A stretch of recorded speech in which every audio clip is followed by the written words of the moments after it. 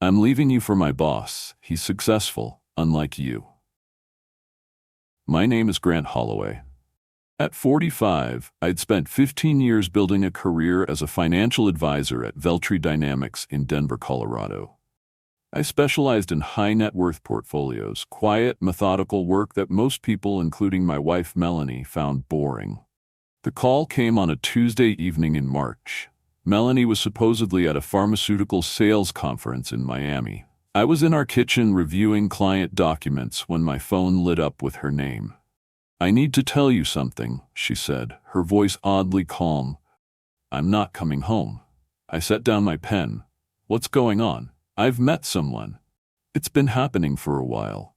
Her voice had that practiced quality she used with difficult clients. "It's Russell, my boss." I said nothing, just listened to her breathe through the phone. "He understands me. He sees my potential." She paused, then twisted the knife. "I've already emptied our shared investment account. My lawyer said it was the smart move. The joint account we built over 12 years of marriage, the one she rarely checked but enjoyed the benefits of." "I understand," I said quietly. "That's it? You understand?"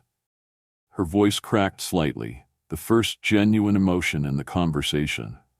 "Take care, Melanie." I ended the call and set my phone face down on the counter. Then I opened my laptop and logged into our financial portal. She'd initiated a transfer. All right, $212,000 from what she thought was our main investment fund. What appeared on my screen confirmed what I already knew. The transfer was pending approval. My approval. I closed the laptop without taking action. 6 months earlier, I'd noticed the first signs: weekend conferences that didn't appear on her company calendar. Dinner charges in downtown Denver on nights she was supposedly out of town. A missed call from Russell at 11 p.m. that she scrambled to explain away. Being a numbers guy has its advantages. You notice patterns. You plan ahead. 3 months ago, I'd restructured our accounts, creating a new joint account with a modest balance while quietly moving our real assets into a separate trust. The paperwork sat in my desk drawer, signed by Melanie, without her ever reading the details. She'd been too busy texting under the table. The system was working exactly as designed. The withdrawal she'd initiated required dual authentication for amounts over $10,000 and a safeguard I'd specifically requested. Tomorrow morning, she'd discover what pending really meant. Melanie and I met 17 years ago at a financial conference in Chicago. She worked for Lunara Ventures Pharmaceuticals, a rising company with a promising pipeline of drugs. She was ambitious, sharp, and knew how to work a room. I was quiet, analytical, and noticed details others missed. We balanced each other. When we married 2 years later, we mapped out our future with the same precision I used for my clients' portfolios. Weekend hikes in the mountains, dinner parties with colleagues, a schedule for building our investment accounts, children by year 5. But the children never came. After 3 years of trying, the doctor's verdict was delivered in his sterile office. My low sperm count made natural conception unlikely. Melanie cried in the car afterward. I held her hand and promised we'd explore other options. We never did. Instead, she threw herself into her career. More conferences, more client dinners, more late nights. I focused on growing my client list at Veltri, building a reputation for steady, unflashy returns that outlasted market volatility. Our home became a way station between her trips and my long hours at the office. The first real crack appeared 3 years ago. I'd planned a weekend in Aspen for our anniversary. When I told her, she hesitated before saying she'd already committed to a sales retreat that same weekend. "I can't just cancel, Grant. This is with the executive team." I went alone and hiked the trails we'd once enjoyed together. When she called that night, I could hear laughter and music in the background. More cracks followed. Separate vacations became normal. Conversations shortened to logistics about the house or bills. Physical intimacy dwindled to occasional perfunctory encounters that felt like items checked off a list. Then came Russell Phillips, her new regional director. Suddenly, Melanie was volunteering for every committee, every conference, every special project that might cross his desk. "He values my input," she'd say. "He thinks I'm being wasted in my current role." I noticed the change in her texts and emails, always keeping her phone face down, stepping outside for calls, password-protecting folders on her laptop. Classic signs I'd seen in other failing marriages, but never expected in my own. I didn't confront her. Instead, I watched, counted, and quietly prepared. I documented the patterns in a spreadsheet, dates of mysterious charges, locations that didn't match her stated itinerary, withdrawals from our accounts that exceeded our agreed spending limits. When she left her email open one morning, and I saw the hotel confirmation for a room in her name and Russell, I didn't say a word. I simply adjusted my plans. The morning after her call, I sat in my home office, staring at the transfer request still blinking on my screen. $212,000 pending approval. With one click, I could deny it. With another, I could approve it and watch her walk away with nearly everything I had built. I did neither. Instead, I pulled the folder I'd prepared 3 months earlier. Inside was the complete documentation of our financial restructuring. The new trust in my name alone contained $870,000, the bulk of our investments, now legally separated from the joint account she thought she'd emptied. The doorbell rang. On my porch stood Vanessa, Melanie's closest friend and colleague at Lunara. Her face was tight, uncomfortable. "Can I come in?" I stepped aside, leading her to the kitchen where I poured coffee neither of us would drink. "She told me to come get some of her things," Vanessa said, clutching her purse strap. "She's not coming back, Grant." "I know." Vanessa's eyes wouldn't meet mine. "She asked me to get her jewelry box from the bedroom and her winter clothes." "You know about Russell," I said.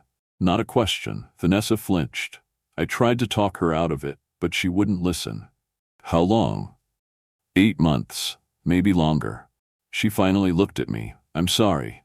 8 months, nearly a year of lies, all while she slept beside me, discussed house renovations, planned holidays. "The jewelry's in the safe," I said. "She knows the combination. Always has." Vanessa didn't move. She also wanted me to check if her transfer went through. There it was, the real reason for the visit. Not clothes or jewelry, but money. I opened my laptop, turned it so she could see the screen. "Pending approval," I said quietly. "Dual authentication for amounts over $10,000. It's in our agreement." "She'll be furious," Vanessa whispered. "That's her choice." After Vanessa left with a suitcase of designer clothes but no financial confirmation, I drove to my office at Veltri. The familiar routine of client calls and portfolio reviews felt suddenly hollow. At lunch, I walked to my bank and initiated the next phase of my plan. By 3, my phone had 7 missed calls from Melanie. I ignored them all and drove to my lawyer's office. Thomas had been my client for a decade before becoming my friend. He reviewed the documents I'd brought, bank statements showing Melanie's attempted withdrawal, credit card records revealing doubled expenses in cities that matched her boss's travel itinerary, hotel confirmations sent to her personal email. "This is more than enough," Thomas said, sliding the papers into a folder. "We'll file first thing tomorrow." Financial misconduct. Marital abandonment. Colorado doesn't require fault for divorce, but these will matter for the financial settlement. I nodded, feeling a strange hollowness where rage should have been. This wasn't about revenge. It was about mathematics. Every action has consequences, a principle I'd built my career on. "She thinks she emptied our accounts," I said. "Let her keep thinking that, for now." 3 days passed without me answering Melanie's increasingly frantic calls. On the 4th day, I returned home to find her standing in our living room. She'd used her key, the one she hadn't bothered to leave behind when she declared our marriage over. "What did you do?" she demanded, her carefully applied makeup contrasting with the wildness in her eyes. "The money is gone." I set my briefcase down calmly. "No, Melanie, the money isn't gone. It's exactly where it's supposed to be." She thrust her phone at me, showing the bank's message. "Transfer denied. Dual authorization required." "Fix this," she said. Now I walked past her to the kitchen, poured a glass of water. "We need to talk about the divorce." "Divorce? I haven't even." She stopped herself. "I meant to discuss that after I got settled." "After you took the money," I clarified. Her face hardened. "Half of that money is mine. I earned it." "Did Russell tell you that?" I asked quietly. The color drained from her face. "This isn't about him. It's about trust, Melanie, and legally binding financial agreements." She changed tactics, her voice softening. "I was emotional. I didn't mean to end things like that. We should talk about this properly." The sudden shift to conciliation. This was the Melanie who closed difficult sales, who convinced reluctant doctors to switch prescriptions. I'd watched her perfect this technique over years of dinner parties. "Thomas Wilson is handling the divorce," I said. "You can have your lawyer contact him." Her eyes narrowed. "You already have a lawyer?" "Filed yesterday morning." She paced the living room, her heels clicking against the hardwood floors she'd insisted on installing last year. "You can't just lock me out of our money, Grant. I'll fight this. As is your right." My calm seemed to infuriate her more than argument would have. She grabbed a framed photo from our mantel, us in Aspen before the separate vacations began, and hurled it against the wall. Glass shattered across the floor. "Russell was right about you," she hissed. "You're pathetic. No ambition, no backbone." I looked at the broken frame, the spider-webbed glass over my smiling face. "I'll need your key back." "This isn't over," she said, digging in her purse and throwing the key onto the coffee table. "Not even close." After she stormed out, I swept up the broken glass, careful to get every shard. Then I poured myself 2 fingers of bourbon and made a call. "She came to the house," I told Thomas. "Expect it." He said the bank notified her about the transfer rejection. "Yes, she wants access to our money," Thomas chuckled. "Good luck with that. The trust is ironclad." The next morning, my assistant at Veltri placed a letter on my desk from Melanie's lawyer, Carlton Hayes. The firm's letterhead showcased downtown offices and 3 named partners. The letter demanded immediate release of jointly held marital assets and threatened legal action for financial abuse and restraint of rightful access to shared property. I scanned to the bottom, noting that Russell Phillips was copied on the correspondence. So her boss was directly involved now, using his connections to pressure me. That afternoon, Thomas filed our amended divorce petition, adding documentation of Melanie's attempt to empty the accounts without consultation, along with a request for a temporary restraining order preventing her from entering our home again. "They think you're the weak one," Thomas said over the phone. "That's good. Let them underestimate you." I didn't respond to the lawyer's letter. Instead, I waited for their next move, knowing they'd only strengthen my position with each aggressive step. In financial planning, patience is more than a virtue, it's a strategy. 2 weeks later, I received a text from an unknown number. "Coffee. Important information about M. Farrell Cafe, 2 p.m. today." Curiosity overcame caution. At the appointed time, I sat in the back corner of the cafe watching the door. 10 minutes later, a woman in a tailored suit entered, scanning the room until she spotted me. Jessica Harlow, Lunara's HR director. We'd met at company functions over the years, exchanged pleasantries about market trends and Denver's weather. Now, she sat across from me, ordered nothing, and placed a thumb drive on the table. "I can't be seen with you," she said quietly. "This conversation never happened." "What's on the drive?" "Emails between Russell and Melanie going back 14 months. I kept my expression neutral. Why are you doing this? She glanced around before answering. Russell's done this before. 3 times that I know of. Pursues married women who report to him, convinces them to leave their husbands, promises promotions. Once they've burned their bridges, he discards them. And Lunara allows this? Jessica's mouth tightened. His father sits on the board. But there's more at stake now. These emails discuss confidential product information that was later shared with competitors.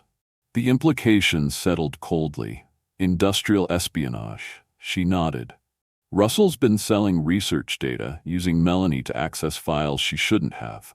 The FBI is already investigating, but quietly, and Melanie either complicit or manipulated.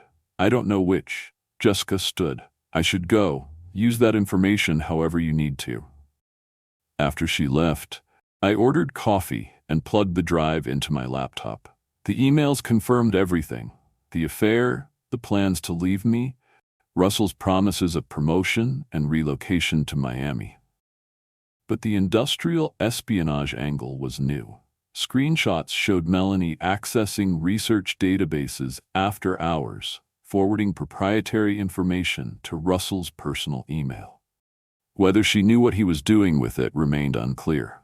One exchange from 3 months ago caught my attention. Once you're free from the accountant, we'll move forward with everything. Miami office director title. The works. What about his financial expertise? Could be useful. Trust me, we don't need him. Just get what you can from the accounts and we'll handle the rest. They'd planned to use me, then discard me. And Melanie had considered leveraging my financial knowledge before Russell dismissed the idea. I copied the files, then drove directly to Thomas's office. He reviewed the emails while I stared out his window at the mountains in the distance. This changes things, he said finally. The industrial espionage angle could trigger criminal charges. I don't want her in prison, I said, surprising myself with the realization. I just want out. Then we use this as leverage. She backs off the financial claims, signs the divorce agreement on our terms, and we don't share this with the FBI. And Russell? Thomas raised an eyebrow. You still care what happens to him? No, I said, but I care what happens next. That evening, I received a formal settlement offer from Melanie's lawyer. She wanted 60% of all marital assets, the house, and ongoing alimony. I forwarded it to Thomas with a single line, time to use the thumb drive. The next day, Thomas sent a counterproposal. Melanie would relinquish all claims to the trust, accept a one-time settlement of $50,000, and sign a non-disclosure agreement about both the marriage and her activities at Lunara. Attached was a single email from the thumb drive, enough to demonstrate what we had, not enough to show our full hand. Her lawyer's response came within hours. We need to meet. The meeting was set for Thomas's office. I arrived early, reviewed our strategy, and waited in the conference room. When Melanie entered with her lawyer, Carlton Hayes, she wouldn't meet my eyes. Hayes, a silver-haired man with an expensive suit and practiced smile, spoke first. We appreciate your willingness to discuss a reasonable settlement. Thomas slid copies of our proposal across the table. Our terms are non-negotiable. Hayes scanned the document, his smile fading. This is absurd. Your client is offering practically nothing. My client is offering silence, Thomas countered, which given the circumstances is quite valuable. Melanie finally looked at me, her expression a mixture of anger and fear. You're blackmailing me. No, I said quietly. I'm protecting myself. Thomas opened a folder and removed printed copies of selected emails. He placed them precisely before Hayes, who read them with growing discomfort. These are private communications, he objected. These are evidence of corporate espionage, Thomas corrected, which federal prosecutors would find extremely interesting. Melanie's composure cracked. You don't understand. Russell said it was just market research. Nothing illegal. Yet you accessed secure databases after hours and forwarded confidential information to his personal email, I said. Hayes leaned toward Melanie, whispering urgently. She shook her head several times before he turned back to us. We need to confer privately. Thomas nodded. Take all the time you need. The FBI certainly will. They left the room and Thomas gave me an approving nod. You're holding up well. This isn't how I expected my marriage to end, I admitted. 20 minutes later, they returned. Hayes looked resigned. My client is prepared to accept your terms with one modification. She wants assurance that you won't forward these emails to Lunara or any law enforcement agency. Thomas looked at me. I considered Melanie sitting across from me, the woman I'd once built a life with. Whatever she'd done, sending her to prison wouldn't undo the betrayal. Agreed, I said, provided the agreement is signed today and the divorce processed without further contest. Hayes nodded. We'll need to review the final language. Already prepared, Thomas said, producing the documents. 2 hours later, it was done. Melanie signed away her claims to our assets in exchange for $50,000 in my silence. The house would be sold with proceeds going to my trust. No alimony, no further contact. As she stood to leave, Melanie paused. Was any of it real for you? The question caught me off guard. All of it was real for me, I answered truthfully. That was the difference between us. After they left, Thomas shook my hand. Congratulations, you'll be officially divorced in 90 days. I nodded, feeling hollow despite the victory. What about Russell? Not our problem, Thomas started, but stopped when he saw my expression. What are you thinking? That Lunara deserves to know what kind of man they have running their sales department. I tapped the thumb drive. Even if Melanie gets immunity? Thomas considered this. Technically, our agreement only prevents you from reporting this. It doesn't cover anonymous tips. That evening, I created a new email account and carefully selected key documents from the thumb drive. Only those showing Russell's actions. Nothing incriminating Melanie directly. I sent them to Lunara's CEO, board members, and compliance department, then permanently deleted the account. 3 days later, the business section of the Denver Post ran a small article. Pharmaceutical executive resigns amid internal investigation. Russell Phillips had left Lunara Ventures effective immediately. No official reason was given. Melanie texted me once, I know it was you. I didn't respond. Some equations balance themselves. 6 weeks later, I sat in my lawyer's office, signing the final divorce papers. Thomas handed me a copy of Melanie's new employment agreement, secured through his network of corporate contacts. She'd taken a position with a small pharmaceutical distributor in Phoenix. Entry-level sales. Significant pay cut. No corner office. Russell was reportedly in Miami, but unemployed and under federal investigation. She had to sell her car to make rent, Thomas commented. The $50,000 won't last long at her previous spending rate. I felt no satisfaction at this news, just a dull acknowledgement of financial reality, actions, and consequences. That afternoon, I received a certified letter from Lunara Ventures. The internal investigation had uncovered my anonymous tip. Rather than pursue legal action against me for accessing their proprietary information through the thumb drive, they were offering me a consulting position with their financial compliance department. We believe your expertise and ethical standards would be an asset to our organization during this restructuring period. The letter read. Jessica Harlow had signed it personally, adding a handwritten note.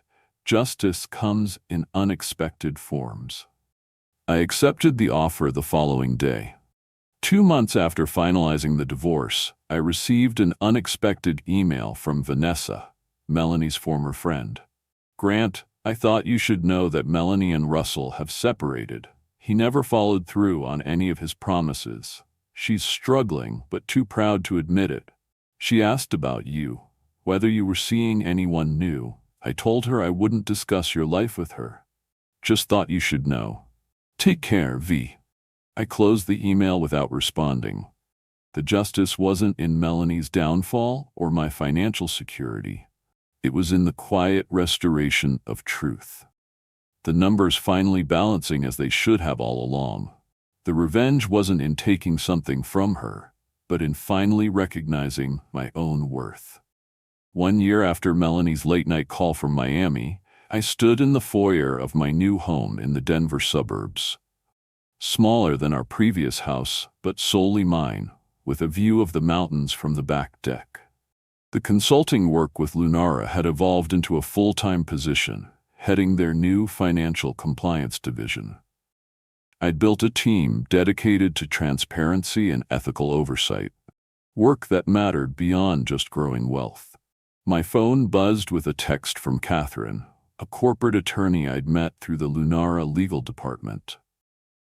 Our third date was scheduled for tonight.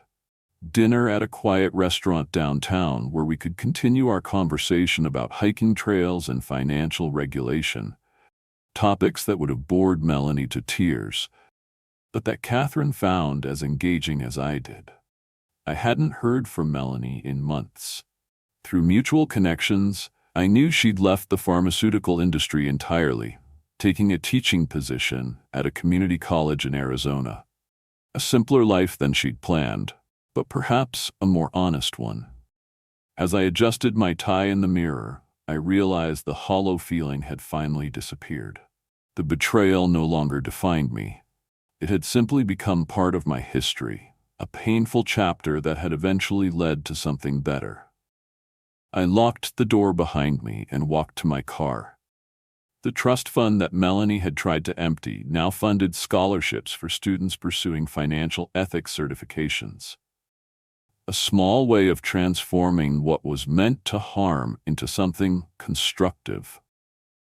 The mountains loomed ahead, solid and unchanging, as I drove toward the city. Some things could be counted on.